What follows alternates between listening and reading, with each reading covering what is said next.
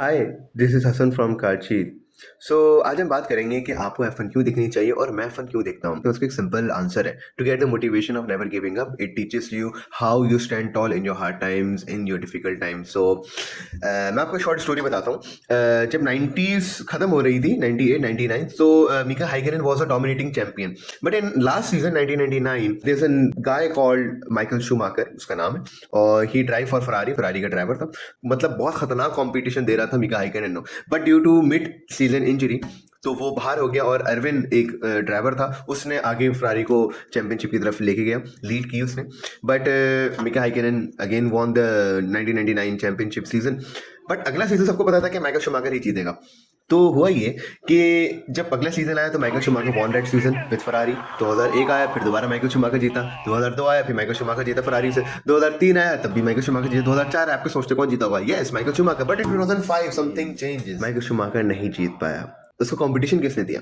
Fernando Alonso ने। Fernando Alonso कौन है, मैं आपको जरा बताता हूँ। जब 5 साल लगातार माइकल शूमाकर फरारी से जीत रहा था, तो उसका पूरे क्रेडिट में जितने भी ड्राइवर थे उसके दरमियान एक एक चीज पैदा हुई थी कि नहीं यार, हमें इससे रेस नहीं करनी है। ये एक बड़ा रिस्पेक्टेबल और बड़ा डोमिनेटिंग बंदा है। अगर कोई ड्राइवर देखता था कि शीशे में उसको माइकल शूमाकर नजर आ रहे हैं, माइकल शूमाकर की गाड़ी नजर आ रही है, they don't race him because due to his dominance, due to his respect, whatever you can say. But there are two men on the grid. One is Kimi Raikkonen and the other one is Fernando Alonso. Kimi Raikkonen ने अपना 100% दिया, but उसके जब गाड़ी की वजह से, क्योंकि उसकी गाड़ी बड़ी अनरिलायबल थी, इंजन बहुत मरतबा ब्लोन हुआ। मतलब इंजन ब्लोन होने से मुराद ये है कि इंजन में से धुआं निकल गया, इंजन बैठ गया, गाड़ी चलते चलते बंद हो गई, टायर बाहर आ गया। Let's go!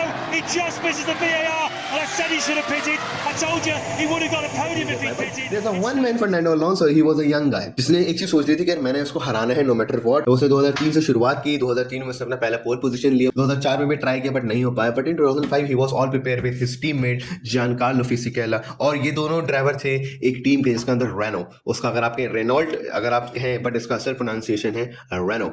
So Reno team के ये 2 ड्राइवर थे। इन लोगों ने सोच लिया था कि अब हमने फरारी के डोमिनेंस को खत्म करना है, कंस्ट्रक्टर में सामने आना है और आपको जिताना है और जीतना है।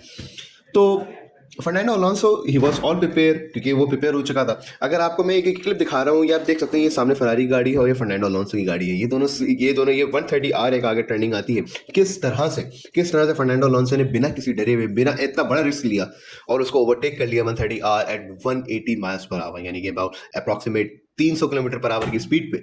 और जब इससे रेस के बाद पूछा गया, रेस के बाद एक इंटरव्यू होता है पोस्ट रेस, तो उससे पूछा गया कि Got to ask you about those great passes. First on Michael Schumacher going into 130R. Yeah, it was very nice. I knew he'd hit the brakes. You know, he has wife and 2 kids at home.